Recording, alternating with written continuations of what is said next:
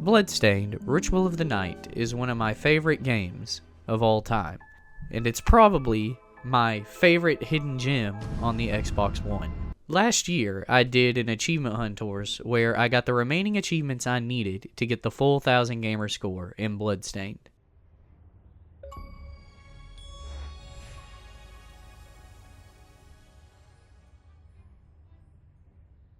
Today, we will be doing the DLC, Dominique's Curse, and Dominique's Curse is not Bloodstained.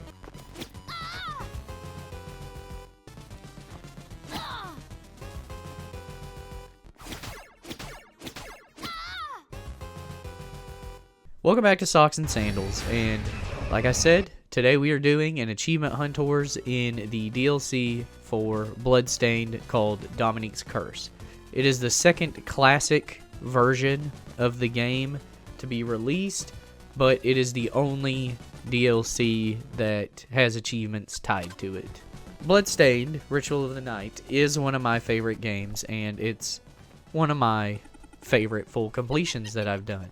So when a DLC was announced for it and revealed to have achievements, I was excited to jump into it. Little did I know that this is classic difficulty without any of the fun.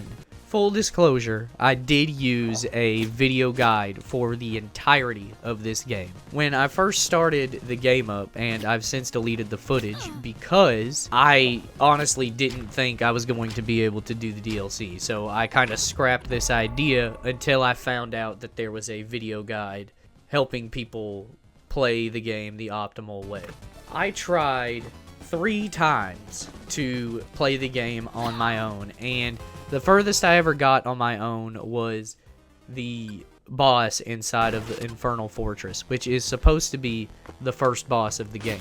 There are 12 achievements for the Dominique's Curse DLC, and I could not grasp this game.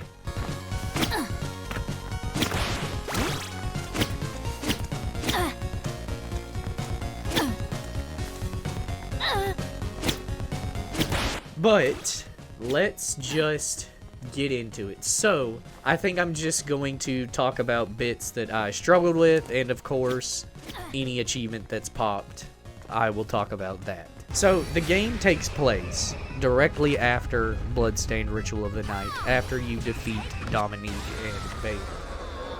So, Dominique is sucked into limbo after being bested by Miriam, and the Shard Curse was taking her over at the end of the game is still present. But in Limbo, it has ceased. It's not progressing as rapidly as it would in the real world. So Dominique's main goal is to escape Limbo and enact her revenge. So when we start off, we are in the first town of the game. But once we leave the starting town, we come into Asphaltal's Step, and when I first attempted this, instead of going to the right, I went to the left, which is a later stage dungeon. So I thought that that was the difficulty that I was to expect from this DLC, but to the right is a much easier path. It's all, I don't even know what the hell they're called. I think it might be like Morte or something. Nothing really difficult through there. You then come into the Forest of Madness. And another thing to get used to in the classic, like, Castlevania-esque games is that you do not have any omnidirectional control of the whip. It is just straight ahead of you, depending on which way you're facing, either forwards or backwards. It just strikes straight ahead of you. So enemies that fly like the bat can sometimes be frustrating because they can move up and down and you can only strike directly in front of you. So it took some getting used to. Another thing that is somewhat frustrating about the game is there is no forward momentum when you fall off of a platform. you just fall straight down.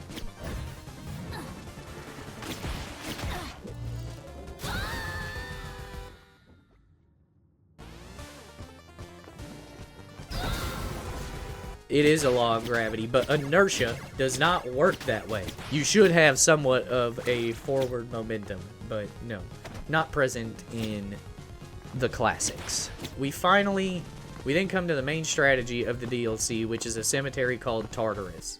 Here, I spent probably a good hour and a half, and the reason being is this is the main area to farm a type of currency in this game called demon parts. So, the demon parts that are dropped by demons, which are the enemies, are used as a currency with groundskeepers to exchange for actual coinage. So, what the guide recommended on this first trip to Tartarus is to get about 500 demon parts. And what I did over the next several minutes is farm about 100 more than he said was needed. So what happens when you die in this game? If you lose all your... It's 2 lives and then you've got the final life, which is your 0-0. If you lose all 3 lives, if you die completely and go to the game over screen, the game punishes you by taking half of the current amount of coins you are carrying. The reason I was farming 100 more demon parts than the gentleman in the video is because I was probably going to die. So I needed a bit of a crutch just in case. But another thing that is needed in the Tartarus area is omudice, which is omelet rice. It's needed for the shopkeeper in Paulina. He will grant you an additional item once you provide him the omudice. So, in order to unlock the achievement for getting all shards and upgrades, you are required to get the omudice in Tartarus, and the way you do that is crouching in front of a headstone. At the far right of the stage, a bolt of lightning strikes the headstone, and you are able to go down a set of stairs and loot a chest that has the omudice in it. Once we buy the items from the shopkeeper and we make our way to our first actual, in the area Bog of Mourning, this is where we will get our first achievement. So in this bog, there is poisonous water. So like with old school games, there is knockback every time you take damage, which pairing that with poisonous water leads to quite a bit of frustration. It took me some getting used to of making it through this area. At this point, I had no extra lives. And like I said, following this guide, the coinage you have, it was specifically told to me by the creator of the guide. So, dying and losing half of the coins I was needing to purchase upgrades following the guide was not an option. So, a few times I died here and had to reload a save, but I was able to actually make it to the end. And once you make it to the end of this area, you then encounter your first hunter. The hunters are just kind of mini bosses. They're bosses taking from the base game Bloodstained, but just put in limbo, I guess, because Miriam beat them in the base game, so here they are stuck in limbo, and we have to fight them again. The first boss is the Carpenter. I got lucky here and was able to kill him without taking damage. Granted, lucky in quotations, because I tried it a few times and had to retry before I was finally able to get that lucky attempt where I was able to kill him without taking any damage.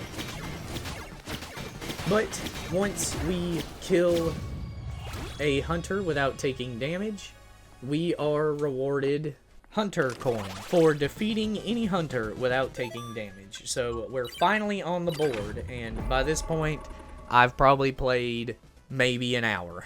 So an hour to get the first achievement of the DLC. I was not having fun with this game, which is a shame because Bloodstained is such a fantastic game because it's mimicking probably the best Castlevania, Symphony of the Night. The core mechanics that were made in Symphony of the Night were still present. And there's a reason that we moved away from the gameplay mechanics of the original Castlevania. The hardware at that time was very limiting. There wasn't a lot of memory on the original NES to allow additional frames of movement when you fall, or to allow omnidirectional use of the whip. And you can say those games were more fun, but I did not have fun. In my experience, there was nothing fun about this DLC. So after we defeat the hunter, we finally make it to Paulina to exchange our Omudice for True Sight, which is needed in order to see false walls in the game. Another staple of the original Castlevania is the ability to break walls and receive items such as health or upgrades for your character, or sometimes extra lives. It was utilized in the base game of Bloodstained as well, except you didn't need an ability to do it. You just found the wall and you were able to break said wall. But we also require True Sight to unlock an achievement, which we'll get later, called a Discerning Eye, which is to catch a demon in a lie. But before that, we move on to the first dungeon proper in the game, the Clockwork Nightmare. Now, like I said, this isn't actually the first dungeon. The first dungeon is the Infernal Fortress. But following the guide maker recommended saving the first dungeon for last, because by that point we will be significantly overpowered for the boss in that dungeon, and we can unlock the achievement called Limbo Coin for defeating a Duke of Hell without taking damage. There isn't really anything overly frustrating about this dungeon other than the pitfalls. So, like I said, when you move off of a ledge or an object, you fall straight down. And something else I was struggling with at this point was the jump. There were some times where I would approach the edge of a platform and hit A to jump, but instead she would not jump and just fall straight down. So that was probably the most frustrating thing about the Clockwork Nightmare. The Cannon Morte and the Dula Hammerheads were also very irritating, but nothing that was unmanageable. The pitfalls are definitely the most dangerous thing in this dungeon, because when you fall through a death screen, you're dead. And like I said, when you lose all 3 of your lives, you then lose half of the current amount of coins you have on your person. But we finally then come to the first boss. I cannot remember his name. He was also a boss in the main game. He's the one that is like a gambler and his chest is full of coins. And thankfully in this game, he does not steal your coins. If I paid attention better, this one might be an easy boss to kill without taking any damage. I just was not really paying attention. It was still early on in my playthrough, so I can say still I don't really grasp the controls and game mechanics of this DLC. So I don't think the original Castlevanias are for me. I won't play anything before Symphony of the Night. Sorry. But once we kill the Duke within the Clockwork Nightmare, we are awarded our second achievement, which is Like Clockwork, which is for waking from the Clockwork Nightmare. The shard that is granted to us from the boss here is the wall crush ability, so we are now able to not only see the breakable walls, but we can now destroy them in order to start collecting Logaeth pages.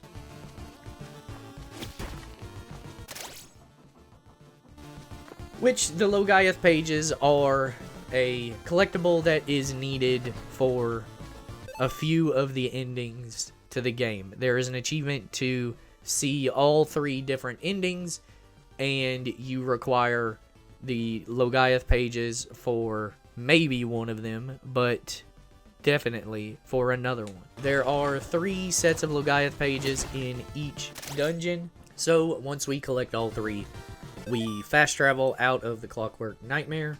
There is another aspect of the game that I failed to mention. There is a moon cycle within the game, much like, I think it was Castlevania 3, that had the What a Terrible Night for a Curse that happened. I'm not sure of the exact time it happened, but it would happen frequently throughout the game. In this game, instead of a curse, it is the moon cycle. So, daytime, quote-unquote, is a new moon. But, after about 3 minutes and 40 seconds, the moon cycle changes to a dead moon.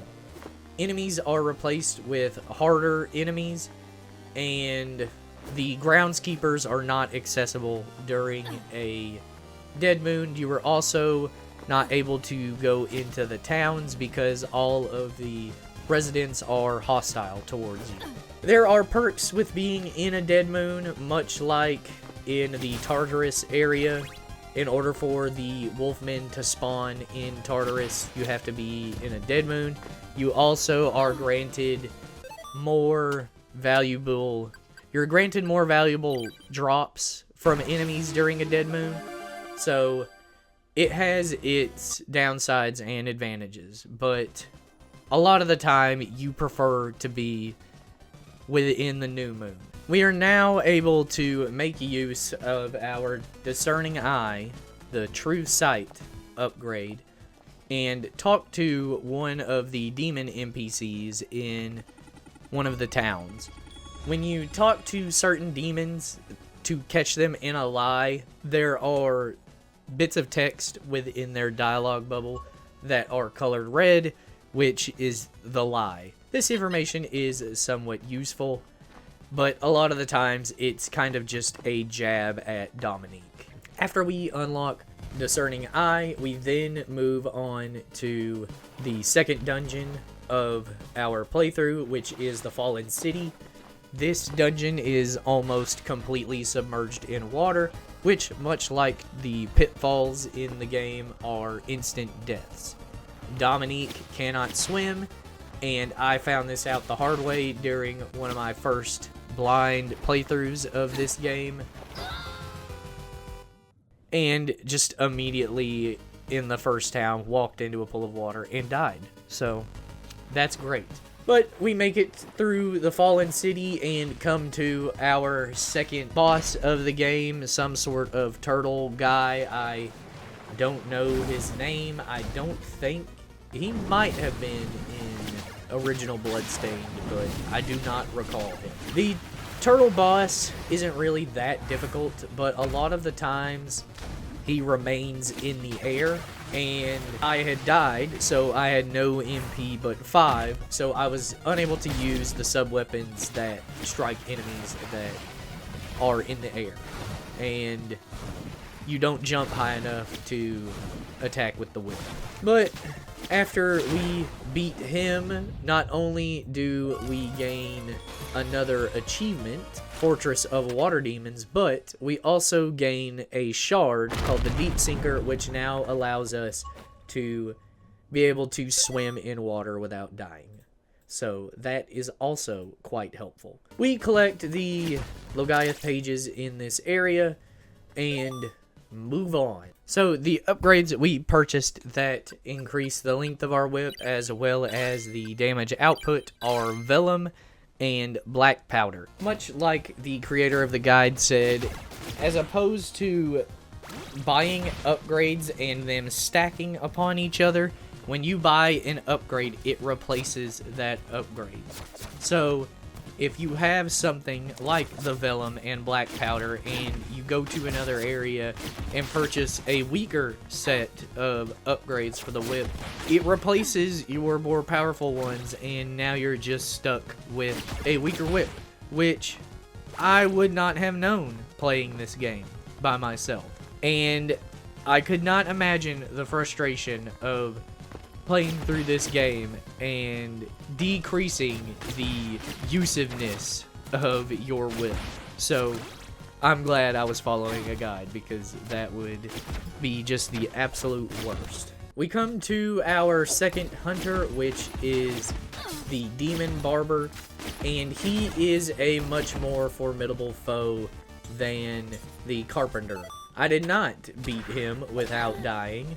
In fact, I died quite a few times. But once you are able to beat the Demon Barber, we are then granted the ability Dive Kick, which speedrunners could probably use to move faster, because there aren't any actual movement speed upgrades in the game.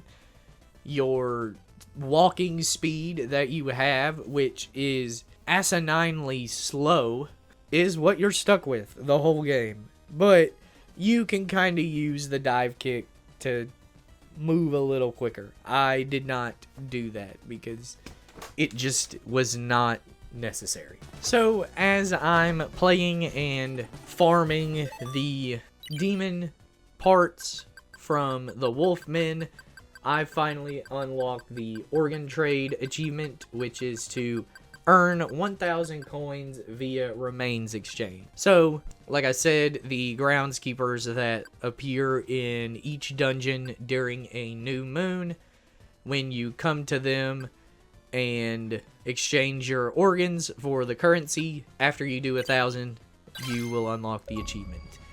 The potions and I believe ether are cheaper from the groundskeepers, especially since you can use organ parts, which is a currency that does not disappear when you die. So it's better to have most of your stock in demon parts as opposed to actual coins, because they will stick around when you die. I guess the developers deemed it would be too difficult if they also got rid of your demon parts. I could not imagine. But after unlocking organ trade, we then make our way to the third dungeon of the game. So the dungeon Furnace of Dis is by far one of the more frustrating dungeons in the game. There are now the introduction of traps, which the swinging blade arms will just do damage to you, but the guillotines that fall will kill you instantly. I never was killed by the guillotines, it just made it that much more nerve-wracking. The part I struggled with the most was the bit where you have to use the ability we unlocked previously, Summon Circle, to gain access to a Logaeth page that is above an area, and much to my chagrin, gravity bested me quite a few times here. The way the guide maker did it was to walk off one of the edges and fall onto a floating platform below. I was never successful in doing it that way, so yeah, I died a few times there, but we persevered and we were able to actually make it past that. But at the end of this dungeon is the hardest boss of the game, Grimmery. She is much harder than the final boss, and the thing that made it difficult was every time I died, I lost all of my magic. Because I loathed this area so much, I opted to just attempt to kill her without the use of magic. It was frustrating, but we were able to successfully kill Grimmery.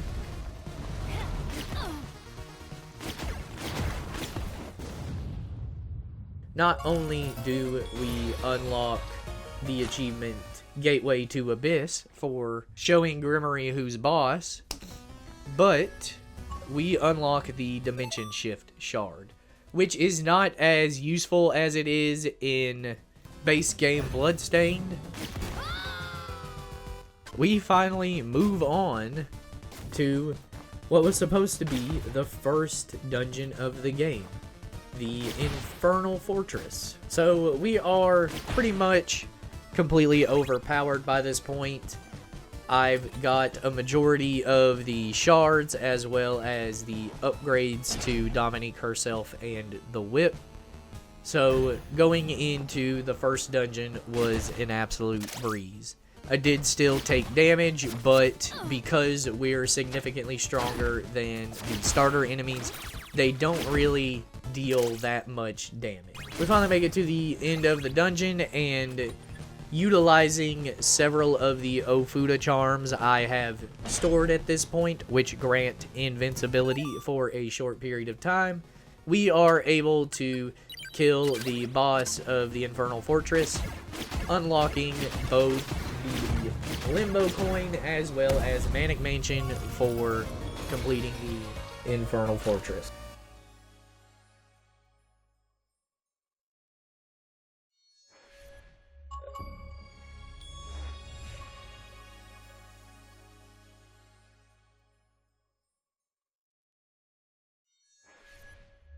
So that just leaves us with 4 achievements left. So we are in the end game at this point. After beating all 4 other Dukes of Hell, we then unlock the final area of the game, Pandemonium, which, because this is the final area, what happens when you defeat Baal at the end of this, you were just reverted to your previous save. There's kind of a sigh of relief you can breathe at this point. You're free to die. You don't need the coins anymore. Once you reach the end of this, that's it. That's the end. We are doing the bad playthrough this time, which is granted for not collecting all of the Logaiath pages as well as not killing all of the hunters. We just progressed through Pandemonium, and my first arrival at the Baal boss battle proved unsuccessful. I had no healing items because I was an idiot and just used most of them through the dungeon. I only had 1 left, but I was not worried about money, so I was fine with resetting, with dying the 3 times and losing money in order to reset my live count. Once I made it to Baal and didn't have any healing items, I used up all of my Ofuda charms and unfortunately perished, so the next time I would have had to fight Baal without any of that. This time I did opt to just leave the dungeon, just revert the previous save, and go back and buy more potions. You can only get 3 of them, and I tried my best not to use any potions throughout the dungeon. There are cakes within some of the breakable walls that will give you quite a large health boost back. As long as I can make it through the dungeon without dying and without losing too much health, I was fine once I finally made it to Baal. It is also, at the end of this dungeon, the only time I've ever used a Plunder's Ring, because I was dying at the beginning to reset my live counter. I had no magic, but at the end of this dungeon, there's an exorbitant amount of candles to break. So I popped a Plunder's Ring and picked up a lot of the additional MP. On my second attempt at Baal, now having 3 potions and several Ofuda charms, I was able to actually beat him, unlocking the achievement Believe in the Dawn, which is to conquer the King of Demons. After beating Baal, we also get our bad ending, which sees Dominique still trapped in limbo, but now she becomes the queen of limbo and just rules over limbo for all of eternity. We load back the previous save and then go and defeat the final hunter, which is, I assume it's like a nod to Simon Belmont. I think he's called the Revenant Hunter, and he's by far the hardest hunter in the game. It may have been because I was not actually dodging under his attacks. I did not know you could do that, but when I rewatched the video guide, he is very clearly just crouched the entire time and took no damage.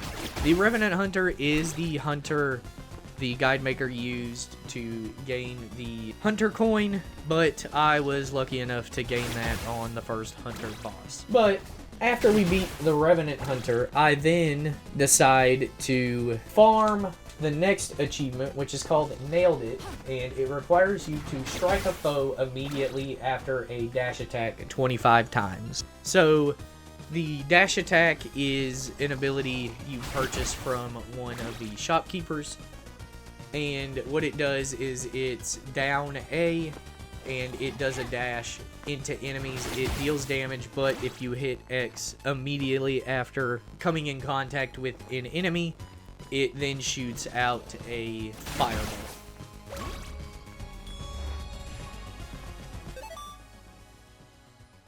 We then go back into the Pandemonium dungeon and fight Bale the second time, unlocking the bitter ending, which sees Dominique escaping limbo, but then succumbs to the crystal curse and is completely turned into crystal and perishes. So we reload the final save for the third and final time, now going to the final shopkeeper of the game, which is only unlocked after you collect the pretty bag item. I cannot remember which dungeon it is in. Once we have the pretty bag in hand, we then go to the Golgotha area to find our final shopkeeper. We purchase one of the final upgrades of the game, which is Riga Doheen. A lot of the shopkeepers, when you purchase an upgrade, they take the upgrade away, but you are able to purchase it back, which is required for the achievement for getting all of the upgrades and shards. Unfortunately, when I bought Riga Doheen, I did not have enough coins to purchase back my unholy fire. So I went back to the nearest town, exchanged all of the demon parts I had in my inventory for more coins, went back to the shopkeeper, purchased back my unholy fire, and was awarded my second to last achievement for Dominique's Curse, which is perfect selection for buying every available shard and upgrade. So that just leaves one achievement left, which is for seeing all three twists of fate. We have at this point witnessed 2 of them, so the remaining one we need is the good ending, which is gained for finding all of Gaia's pages as well as defeating all of the hunters. So the last dungeon that I needed pages in is the Fallen City. So we fast travel back to the Fallen City, collect the last 3 pages I needed, and make our way back to Bale. You would think by this point that I would have Bale down, but quite a few times during this final fight, I was not paying close enough attention and would die by like getting trapped in one of Bale's 3 heads or stuck in the acid pool that is spawned into the arena. But I was finally able to beat Bale for the 3rd time, unlocking in the end, which is to experience every twist of fate, as well as the best ending of the game, which sees Dominique transported back to the real world, sans the crystal curse, but also without any memory of being in Limbo, the events in the base game, or who she even is. So I don't know if this sets up for Dominique to be the protagonist in Bloodstained 2. The guide maker mentioned that. I believe I was unaware that a Bloodstained 2 was going to happen, but if it's much like the original Bloodstained and not like this DLC, I will be all for that. But in terms of Dominique's curse, this is a bit different than what I normally do for achievement hunters, seeing as to how I followed a guide entirely through the entire game. It's difficult. It is, if I did not use the guide, it would probably be one of the hardest games I've ever played. I would say it's at least an 8 out of 10 going in blind, but with the guide, I'd probably give it a 5 out of 10. It does still require some perseverance and quote-unquote skill. I'm not skillful in the slightest, so if I am able to do it, everyone else should be able to do it as well. Nearly all of the achievements are kind of low completion rates, however. I think the highest one is a 0.07%. I did not like the Dominique's Curse DLC. There was nothing fun about it in the slightest. It was difficult for difficulty's sake. And there are people that like games like that, but I am not one of them. I will bang my head against a wall to finish a difficult game, a la Wanted Dead. Wanted Dead was a difficult game as much as in difficulty itself, but also because the game was broken. Its mechanics were easy to get used to. Once you were able to get used to Wanted Dead's gameplay mechanics, it was pretty much a breeze. This one, like I said, I don't think I even grasped the gameplay mechanics of this game in the slightest, and I played it for 4 hours. The best thing about it is the good ending. I think I would like Dominique to be set up in the second game. I don't know if she should be the protagonist, but I am relieved that she kind of lost her memory. It's her chance at redemption after betraying Miriam in the base game. So I'm excited to see where that leads to. I always like a happy ending. I don't really care for the bitter or the bad. We'll just have to see if a Bloodstained 2 actually comes out. You know damn well we'll be doing an Achievement Hunters if that is a thing. So I decided to do this DLC in taking a break from the current achievement challenge I'm doing, which is the Achievement Difficulty Challenge. I've beat a few games in the challenge already. In order to keep not only a decent upload schedule, I also thought it was nice to kind of take a break from the challenge and play a DLC I initially was excited for, but once I actually started it, that was a different story. The upload schedule might be a little different going forward because I am working on that challenge. There may be some other Achievement Hunters videos. We'll just have to see. And like I said in the Wolfenstein Youngblood video, if I'm unable to continue playing the games the way I am for the challenge at this moment, I will probably start just uploading them as their own little episodes for the challenge, but I would prefer to be able to do it all in one big video. But other than that, if you liked the video, leave a like. It apparently helps in the algorithm to, I guess, recommend it to other people who like similar things. If you haven't done so already, consider subscribing. I do achievement hunting videos, game pickups videos, as well as gameplay. We're currently playing A Hat in Time, which will be uploaded shortly. But other than that, leave a comment down below if you've played the Dominique's Curse DLC. Were you able to do it without following a guide? Did you enjoy the DLC? But other than that, check back next time for whatever I do. Bye-bye.